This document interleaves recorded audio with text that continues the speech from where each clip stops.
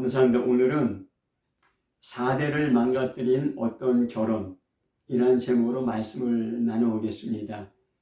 남유다 왕국의 유일한 여왕인 아달랴 여왕의 이야기입니다. 본문은 역대하 22장 10절부터 12절 말씀입니다. 아하시아의 어머니 아달랴가 자기의 아들이 죽은 것을 보고 일어나 유대 집의 왕국의 신을 모두 진멸하였으나 왕의 딸 여호사밧이 아하시아의 아들 요아스를 왕자들이 죽임을 당하는 중에서 몰래 빼내어 그의 유모를 침실에 숨겨 아달랴를 피하게 하였으므로 아달랴가 그를 죽이지 못하였더라. 여호사밧은 여호람 왕의 딸이요 아하시아의 누이요 제사장 여호야다의 아내이더라. 요아스가 그들과 함께 하나님의 전에 6년을 숨어있는 동안에 아달랴가 나라를 다스렸더라. 아멘. 사람의 일생은 만남의 연속입니다.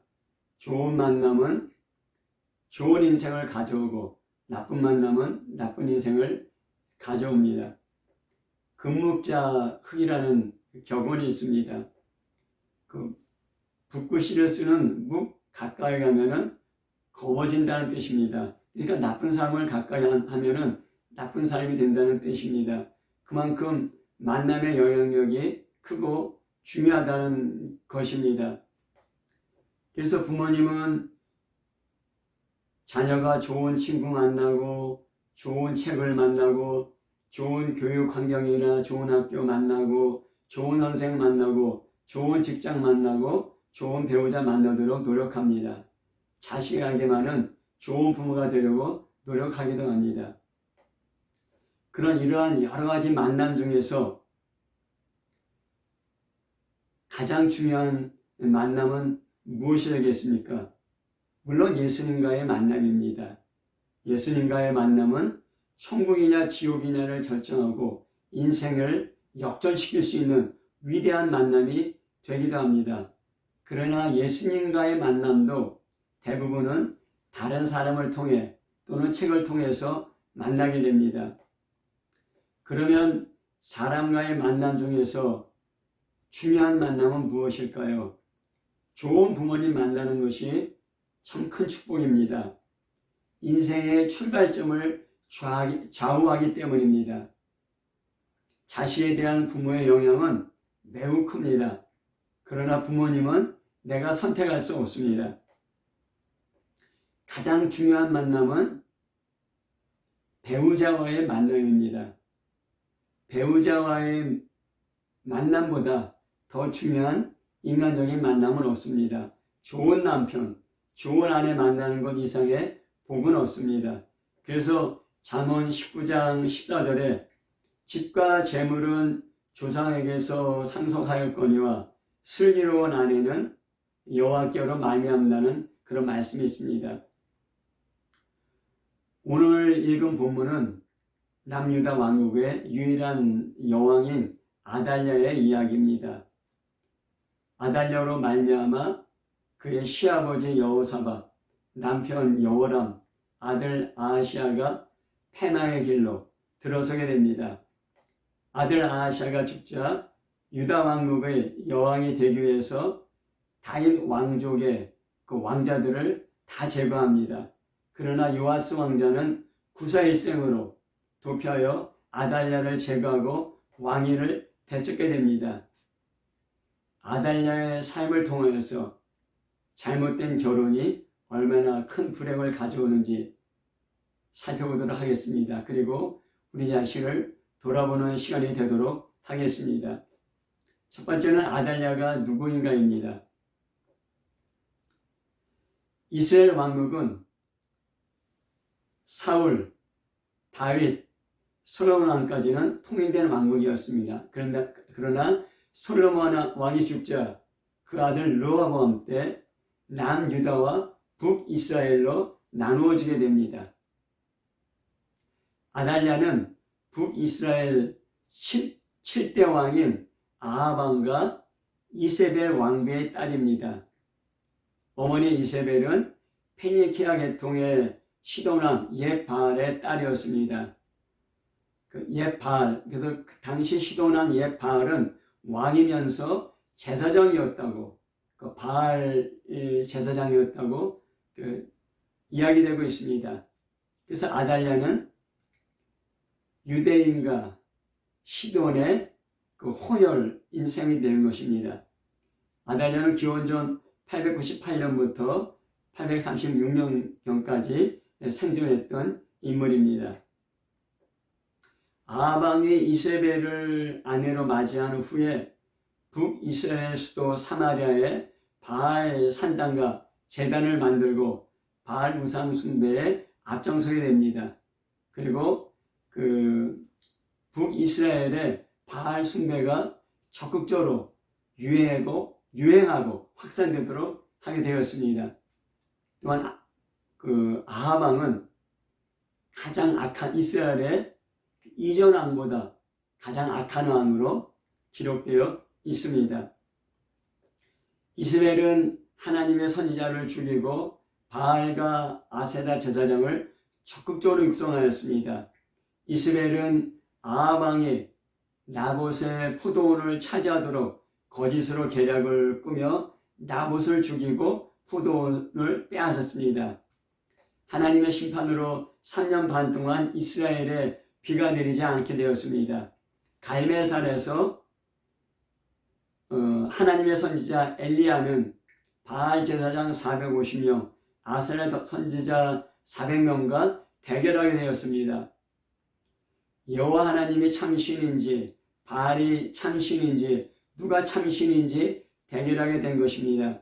결국 하나님께서 불러 응답하여 이방 제사장들을 패배시켰습니다. 그리고 비가 내렸습니다. 그러나 이세벨 왕비는 회개하기는커녕 엘리야를 죽이겠다고 자기 신에게 맹세하게 됩니다. 하나님의 기적과 하나님의 심판이 일어나는데도 전혀 두려워하지 않고 오히려 하나님의 종을 죽이려는 아주 강팍한 여인이 바로 이세벨이었습니다. 그래서 계시록 2장 20절에 그러나 내게 책망할 일이 있노라. 자칭 선지자라는 여자 이세벨을 내가 용납함이니 그가 내 종들을 꿰어 행음하게 하고 우상의 재물을 먹게 하였도다 하였습니다. 아합 왕의 그 아내 이세벨 왕비와 같은 그런 비슷한 여인이 계시록이 쓰여질 때에도 존재하고 있었다는 것입니다. 그러니까 1200년 후에도 이세벨과 같이 하나님의 종들을 깨어 우상 숭배하고 행음하게 하고 악을 행하게 하는 그런 가짜 선지자가 있었고 그런 가짜 선지자에 대해서 경고하는 내용입니다. 지금도 그런 가짜 선지자가 있고 이 세상이 존재하는 한 그런 가짜 선지자는 계속 나타날 것입니다. 그런 가짜 선지자들을 조종하는 영을 이세벨의 영이라고 이렇게 말하기도 합니다. 그 아달랴가 결혼하게 되었습니다. 아달랴의 결혼과 생애를 살펴보겠습니다. 그 시아버지는 여호사밧입니다. 그 여호사밧 왕은 종교개혁으로 우상숭배를 금지하였습니다. 하나님의 율법책으로 백성을 가르치고 유다 백성이 하나님을 바로 섬기게 하였습니다. 부국강병책으로 나라를 부강하게 하였습니다. 그러나 외교 군사적으로 잘못을 행하였습니다. 역대하 18장 1절에 여호사밧이 부귀와 영광을 크게 떨쳤고 아합 가문과 혼인함으로 인척관계를 맺었다는 말이 있습니다. 여호사밧이 하나님을 의지하고 하나님을 바로 섬길 때 하나님이 그를 축복하여서 부귀와 영광이 다른 나라에게도 드러나게 되었습니다. 하지만은 아합 가문과 혼인하였습니다. 여호사밧의 왕의 아들 여호람과 아람 왕의 딸 아달랴와 혼인 동맹을 맺었습니다. 왜냐하면 그 혼인 동맹을 통해서 나라의 안전을 도모하려고 하였기 때문입니다. 당시 강대국인 아람 나라와 혼인 동맹을 통해서 대항하려고 했던 것입니다. 아람은 시리아 레바논 지역의 도시 없는 국가였습니다. 그리고 그 남유다의 여호사밧 왕과 북이스라엘의 그 아합 왕은 서로 동맹을 맺고 아람 왕을 공격하였습니다. 그러나 그 공격에 패배하였습니다. 아합 왕은 그 전쟁에서 전사였고 그 남유다의 그 여호사밧 왕은 겨우 목숨을 건져서 예루살렘으로 도망쳐 왔습니다. 그런 과정에 남유다의 국방력은 많은 타격을 받게 되었습니다. 많은 군사가 죽었기 때문입니다. 또 많은 재정을 거기에 전쟁에 써버렸기 때문입니다. 역대하 19장 2절부터 3절을 보면은 하나님의 아들 선견자 예후가 나가서 여호사밧 왕을 맞아 이르되 왕이 악한 자를 돕고 여호와를 미워하는 자들을 산하는 것이 옳으니까 그러므로 여호와께로부터 진노하심이 왕에게 임하리이다. 그러나 왕에게 선한 일이 있으니 이는 왕이 아세라 목상들을 이 땅에서 없애고 마음을 기울여 하나님을 찾았음이니이다 하였습니다. 그 여호사밧 왕이 전쟁에 패배한 원인이 무엇이냐면은 악한 자와 동맹하였고 악한 자를 도운 것이었기 때문이라는 것입니다. 그래서 전쟁에 패배하였고 앞으로도 재앙이 있지만은 여호사밧 왕이 전심으로 하나님을 찾은 일이 있었기 때문에 또 왕에게 선한 일도 있겠다는 그런 예언이 주어져 된 것입니다.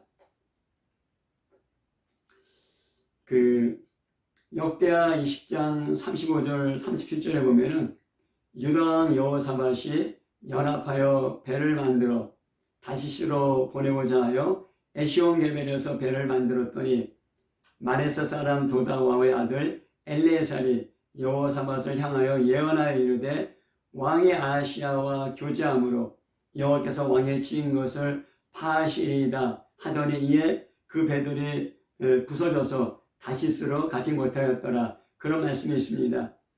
남유다 여호사밧 왕이 북이스라엘 아하시야 왕, 아하시야는 그 아합 왕의 아들입니다. 연합하여서 배를 만들었습니다. 왜냐하면 다시스와 무역하여서 경제적인 이득을 얻기 위함이었습니다. 그러나 악한 자와 연합하여 경제적 이득을 얻으려는 여호사밧을 하나님께서 막으셨습니다. 그 배가 파손되었습니다. 오히려 경제적으로 큰 손해를 보게 된 것입니다. 여호사밧은 하나님의 계명을 순종하며 하나님을 전심으로 찾으면서 영광과 존귀를 받았습니다. 그러나 신변의 안전과 나라의 안전과 경제적 이익이라는 인간적인 생각이 앞서게 되었습니다. 이것은 많은 사람들이 추구하는 것입니다. 그는 사람을 분별하지 못하고 악한 자와 결혼 동맹을 맺었습니다. 당시에 유행하던 방식이었습니다. 하지만 이것이 하나님을 의지하지 않고 악한 자와 연합하게 되므로 인생의 환난과 큰 손해가 있게 된 것입니다. 그는 선한 왕, 하나님을 전심으로 찾던 선한 왕이었지만은 인간적인 생각으로 나라의 안정과 또 경제적인 이득을 위해서 자기 아들을 악한 자의 딸, 악한 여인 아달랴와 결혼하게 함으로써 파멸의 문을 열어놓게 된 것입니다.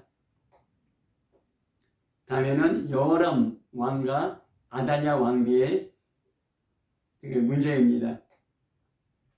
역대하 21장 4절부터 6절에 보면은 여호람이 그의 아버지의 왕국을 다스리게 되어 세력을 얻은 후에 그의 모든 아우들과 이스라엘 방백들 중 몇 사람을 칼로 죽였더라. 여호람이 왕위에 오를 때 나이가 32세라. 예루살렘에서 8년 동안 다스리니라. 그가 이스라엘 왕들의 길로 행하여 아합의 집과 같이 하였으니 이는 아합의 딸이 그의 아내가 되었음이라. 그가 여호와 보시기에 악을 행하였으나 이런 말씀이 있습니다. 여호람 왕은 그 바알 우상 숭배를 남유다에 퍼뜨리는 왕입니다. 그리고 그 여호람 왕은 자기 왕권에 방해된다고 생각되는 자기 동생들과 또 선한 신하들을 죽였습니다. 왜 그랬습니까? 오늘 말씀에 그가 이스라엘 왕들의 길로 행하여 아합의 집과 같이 하였으니, 이것은 아합의 집과 같이 자기 왕권을 강화하기 위해서 자기 친척들을 죽이고 자기들에게 직언하는 선한 왕을 죽이는, 그는 아합 왕의 길로 갔는데 왜 그러냐면은 이는 아합의 딸이 그의 아내가 되었습니다. 아합의 딸 아달랴가 여호람 왕의 부인이 되어서 그에게 영향력을 미쳤기 때문입니다. 또 역대하 21장 10절에 보면은 이와 같이 에돔이 배반하여 유다의 지배에서 벗어났더니 오늘날까지 그러하였으며, 그때 림나도 배반하여 여호와람의 집에서 벗어났으니 이는 그가 조상들의 하나님 여호와를 버렸음이었더라. 당시 그 에돔과 림나는 유다의 지배하에 있었습니다. 그리고 유다를 섬겼습니다. 하지만 에돔과 림나가 유다의 지배를 벗어나고 또 유다를 공격하기까지 하게 되었습니다. 유다가 악화된 것입니다. 왜 그랬습니까? 그가 조상들의 하나님 여호와를 버렸습니다. 여호람 왕이 조상들의 하나님 여호와를 버렸기 때문입니다. 왜 조상들의 하나님 여호와를 버렸습니까? 자기 아내 아달랴의 영향을 받아서 바알 우상 숭배에 깊이 빠지게 된 것입니다. 그래서 선지자 엘리야가 경고합니다. 아람 왕이 우상 숭배하며 음행하고 착한 동생들을 죽이고 또한 선한 신하들을 죽였기 때문에 여호와 하나님께서 내 백성, 내 자녀들, 내 아내들, 내 재물들에게 큰 재앙으로 치시겠다고, 그리고 너는 창자에 중병이 들어와서 죽겠다고 이렇게 경고하였습니다. 하지만은 그 여호람 왕은 이런 선지자를 통해서 주시는 하나님의 경고를 무시하였습니다. 그러자 역대하 21장 16절 17절에 보면 여호와께서 블레셋 사람들과 구스에서 가까운 아라비아 사람들의 마음을 격동시키사 여호람을 치게 하셨으므로 그들이 올라와서 유다를 침략하여 왕궁의 모든 재물과 그의 아들들과 아내들을 탈취하였으므로 막내 아들 여호아스 외에는 한 아들도 남지 아니하였더라 하였습니다. 하나님의 경고가 현실로 일어나게 된 것입니다. 블레셋과 구스와 아라비아 사람들이 유다를 침공해서 아내와 자식들과 재물들을 빼앗아갔습니다. 왜 그랬습니까? 이것은 여호람이 선지자의 경고를 듣고도 회개하지 않았기 때문입니다. 역대하 21장 18절에 보면은 이 모든 일 후에 여호와께서 여호람을 치사 능히 고치지 못할 병이 그 창자에 들게 하셨고, 그리고 2년 후에는 창자가 밖으로 나와서 죽게 됩니다. 창자에 병이 들어서 2년 동안 고통을 당했습니다. 그런데 그런 고통 가운데서도 회개하지 않았습니다. 비참하게 죽었습니다.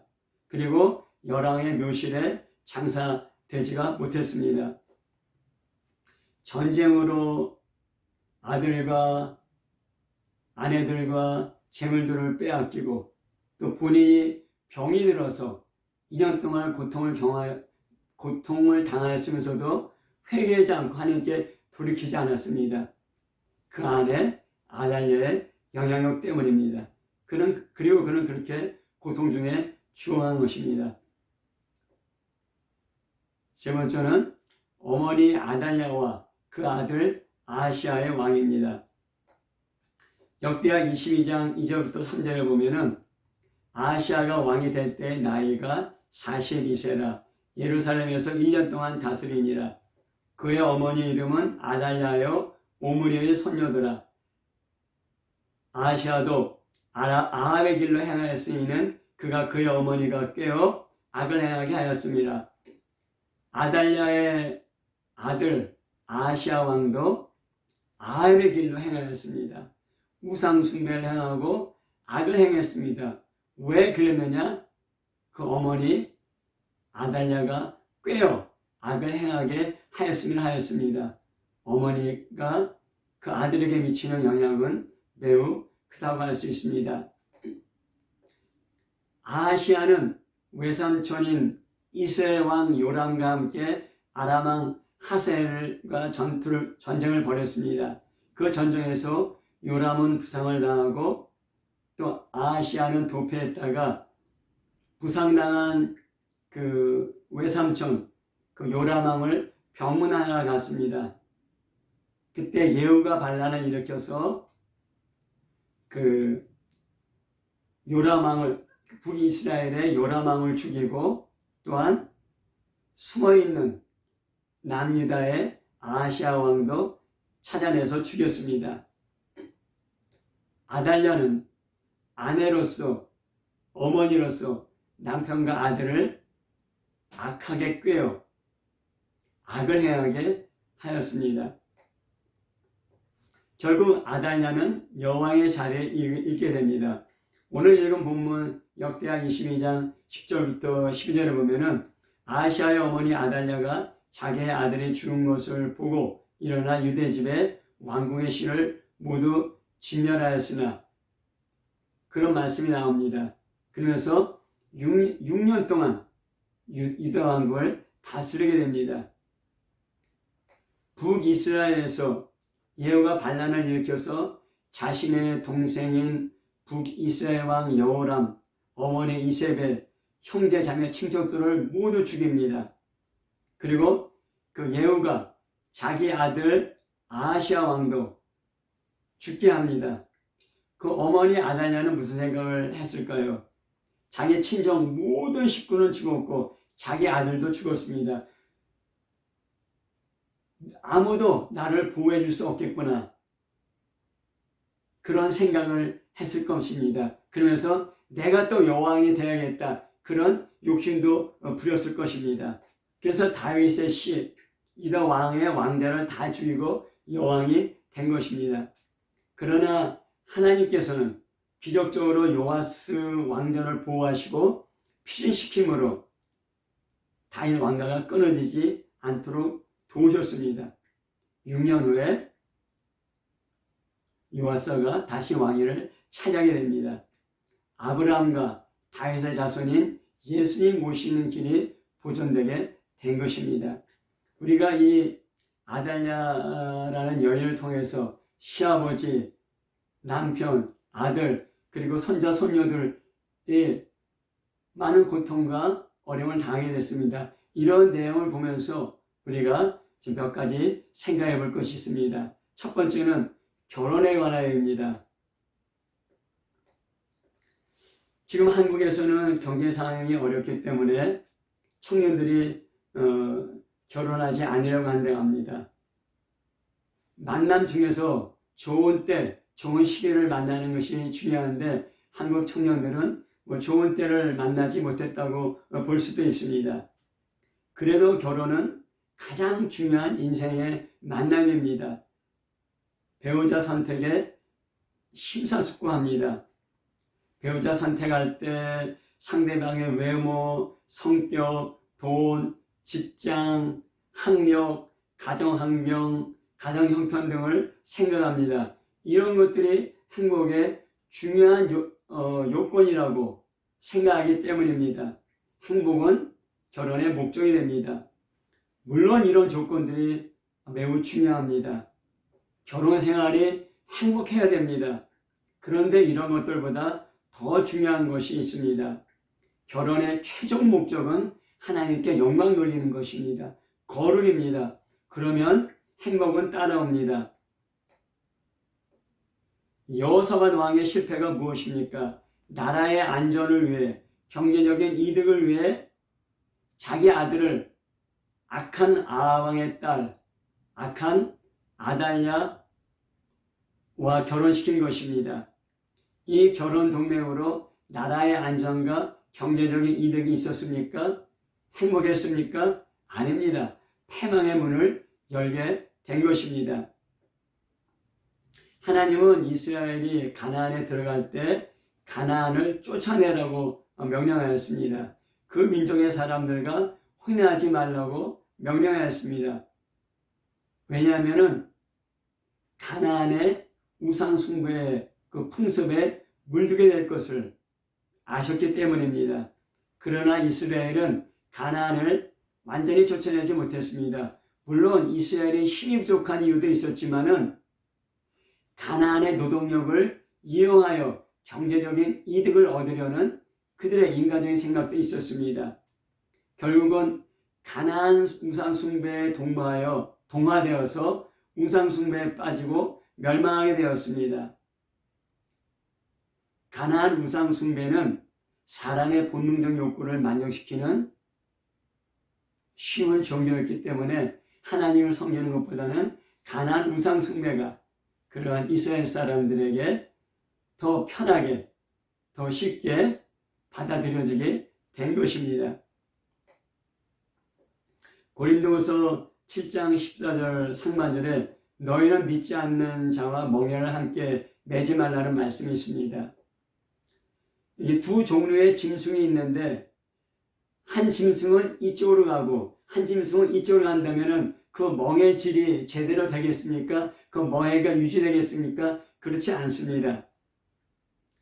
만약에 어떤 두 사람이 결혼을 하는데 한 사람의 삶의 방향은 하늘을 향하고 한 사람의 삶의 방향은 세상으로 향한다면 그 결혼이 유지될 수 있겠습니까? 그 결혼은 매우 어려울 것입니다.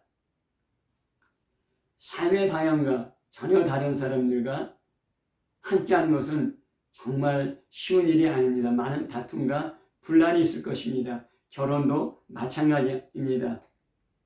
그래서 너희는 믿지 않는 자와 멍에는 함께하지 말라고 그렇게 말씀하고 계신 것입니다.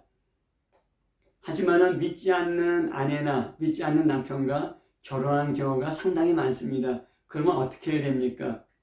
고린도전서 7장 13절에 어떤 여자에게 믿지 아니하는 남편이 있어 아내와 함께 살기를 좋아하거든 그 남편을 버리지 말라 하였습니다. 그 당시에는 그 남자보다 여자가 그리스도인들이 많았습니다. 그래서 그 여인들이 믿지 않는 남편과 결혼하는 경우가 많습니다. 물론 지금도 그런 사례가 많습니다. 그러면 믿지 않는 남편과 결혼했는데 믿지 않는 남편이 믿지 않기 때문에 버려야 되느냐? 믿지 않는 남편이 아내와 함께 살기를 좋아하거든 그를 버리지 말라고 얘기하고 있습니다. 왜냐하면 고린도전서 7장 14절 15절에 믿지 아니하는 남편이 아내로 말미암아 거룩하게 되고 믿지 아니하는 아내가 남편으로 말미암아 거룩하게 되나니 그렇지 아니하면 너희 자녀도 깨끗하지 못하니라. 그러나 이제 거룩하니라 하였습니다. 믿지 않는 배우자가 믿는 배우자와 함께 살기를 원한다면 그를 버려서는 안 된다는 것입니다. 왜냐하면 믿지 않는 아내를 인해서 믿지 않는 남편이 거룩하게 되고 또 믿는 남편으로 인해서 믿지 않는 아내가 거룩하게 될 수 있기 때문입니다. 물론 여기에는 많은 수고와 희생이 뒤따릅니다. 행복하지 않을 수도 있습니다. 많은 어려움이 있을 수가 있습니다. 그러나 결혼의 목적이 거룩이기 때문에 그 희생과 그러한 수고의 가치는 충분합니다. 하나님은 이러한 믿음과 희생에 반드시 축복하시고 큰 기쁨을 주십니다. 고린도전서 7장 16절에 혹 믿지 아니하는 자가 갈리거든 갈리게 하라. 형제나 자매나 이런 일에 구애될 것이 없느니라. 그러나 하나님은 화평중에 너를 부르셨느니라 하였습니다. 하지만 믿지 않는 배우자가 끝까지 고집하면서 갈라서기를 원한다면 어떻게 해야 됩니까? 갈리거든 갈리게 하라고 권면하고 있습니다. 이 결혼은 매우 중요하고 또한 그리스도 안에서 함께하는 결혼은 매우 중요합니다. 만약에 믿지 않는 배우자와 결혼하였다면 그 배우자가 함께 예수님을 믿을 수 있도록, 그래서 함께 거룩한 하나님의 백성이 되도록 그를 사랑하고 그를 이끌라고 성경에서 말하고 있는 것입니다. 두 번째로 사람의 본질은 잘 바뀌지 않습니다.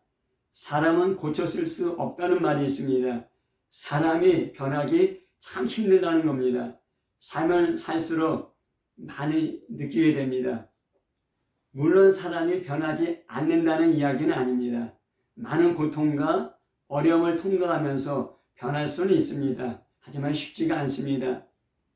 누가복음 6장 43절 45절에 못된 열매 맺는 좋은 나무 없고 또 좋은 열매 맺는 못된 나무가 없느니라. 나무는 각각 그 열매로 아나니 가시나무에서 무화과를, 또한은 찔레에서 포도를 따지 못하느니라. 선한 사람은 그 마음에 쌓은 선에서 선을 내고 악한 자는 그 쌓은 악에서 악을 내나니 이는 마음에 가득한 것을 입으로 말함이니라 하였습니다. 우리가 살아오면서 우리 마음에 무언가가 쌓이게 됩니다. 그 무언가가 쌓이게 되면은 나는 그러한 사람이 된 것입니다. 그래서 그 마음으로부터 선이 쌓였으면 선이 나오고 악이 쌓였으면 악이 나온다는 것입니다. 내 마음속에 무엇이 쌓여있느냐에 따라서 나는 좋은 나무가 되고 나쁜 나무가 됩니다. 그러한 사람이 된다는 것입니다. 나쁜 나무에서 좋은 열매 나올 수 없고 또 좋은 나무에서 나쁜 열매 나올 수 없다는 것입니다. 그 존재에서 행동이 나오게 되는 것입니다. 어떤 존재가 되느냐가 중요한데, 일단 우리가 자라면서 어떠한 존재가 되었다면 참 그 존재가 그 본질이 바뀌기가 어렵다는 것입니다. 왜 아달랴는 우상 숭배와 악한 일, 다윗 왕가의 씨를 말리는 잔인한 일을 하였습니까? 악한 사람이기 때문입니다. 왜 악한 사람이 되었습니까? 아버지 아합과 어머니 이스벨을 통해서 우상 숭배와 악한 말과 악한 행동을 보며 자랐습니다. 그래서 그 마음 가운데 그런 악한 것들이 쌓였고, 그래서 악한 사람이 되었고, 그래서 그 악한 것들이 계속 나오게 되면서 그 남편 여호람 왕, 그 아들 아하시야 왕을 꾀어서 악을 행하게 된 것입니다. 아내보다 어머니보다 그 남편과 아들에게 더 영향을 미치는 존재가 세상에 어디 있습니까?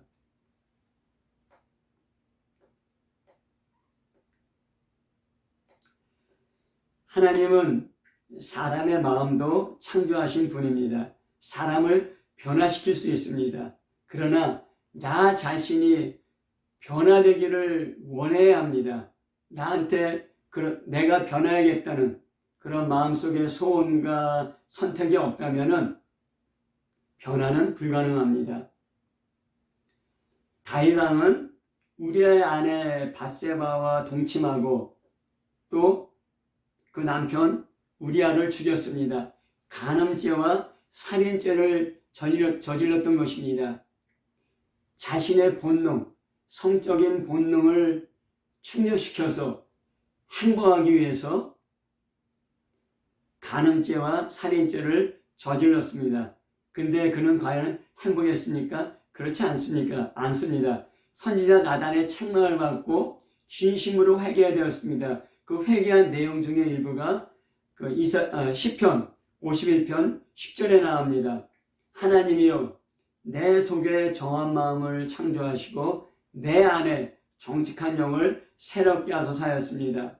나를 변화시키달라는 간절한 기도입니다. 내 안에 악이 있다는 것을 진심으로 깨닫고 나의 본질을, 나의 존재를 변화시켜달라는 간절한 기도였던 것입니다.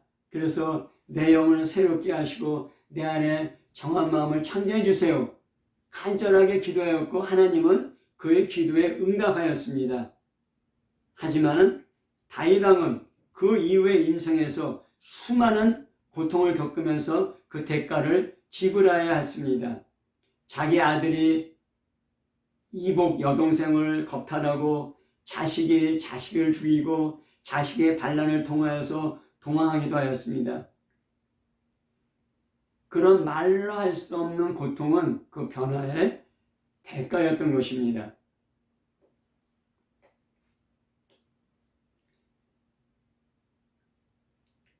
사람을 구별하고 사람을 구분하고 차별하는 것은 좋지 않습니다. 하지만 사람을 분별해야 됩니다. 그 사람이 어떠한 사람인지 분별하는 것은 우리 인생에 매우 중요하고 또 내 자신이 내 마음 가운데 선한 것이 쌓이도록 우리 스스로 눈을 향하고 귀를 향해야 되는 것입니다. 세 번째로 하나님은 한 사람의 인생에 한 나라의 역사에 개입하신다는 것입니다. 아달랴가 다윗 왕의 씨 왕자를 다 진멸하고 여왕이 되었습니다. 다윗 왕가는 끝나고 다윗 왕의 후손으로 오시는 예수 그리스도의 오심은 막히게 된 것처럼 보였습니다. 그러나 하나님은 요아스 왕자를 기적적으로 도피시켜 6년 동안 제사장의 집에 숨어 있게 하셨습니다. 그 6년 동안 아달랴는 그 남유다의 여왕으로서 악하게 통치하고 있었습니다. 제사장 여호야다가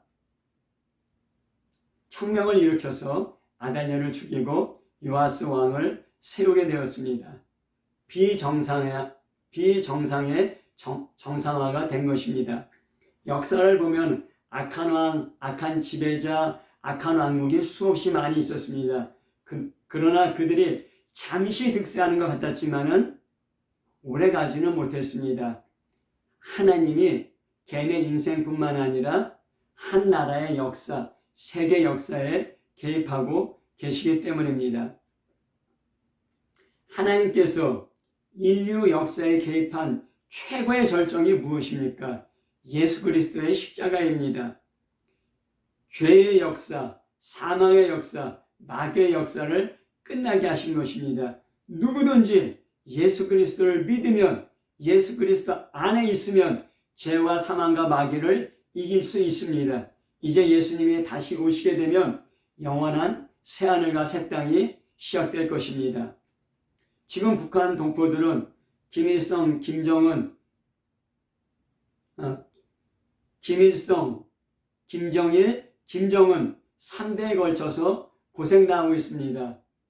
김씨 3대의 왕조가 북한 동포를 악하게 지배하고 고통을 가하고 있는 것입니다. 그러나 지금 김정은의 세습 통치는 오래가지 않을 것입니다.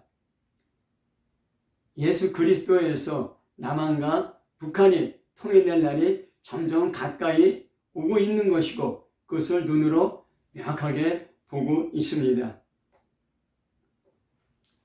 말씀을 맺겠습니다. 우리는 누군가의 아빠, 누군가의 엄마입니다. 또 누군가의 남편, 또 누군가의 아내입니다. 가장 친밀하고 가장 큰 영향력을 주는 관계입니다. 과연 우리는 어떤 영향력을 주고 있습니까? 세상의 풍조는 점점 하나님을 떠나고 내가 하나님이 되고 또 내 본능을 또 내 욕구를 만족시키는 그런 풍조로 흘러가고 있습니다. 하나님을 거부하는 그런 풍조입니다. 이런 풍조 안에서 우리는 아버지로서 엄마로서 또 남편으로서 아내로서 어떤 영향력을 미치고 있습니까? 그리스도의 선한 영향력을 미치는 아빠와 엄마, 남편과 아내 되시기를 예수 그리스도의 이름으로 축복합니다. 아멘.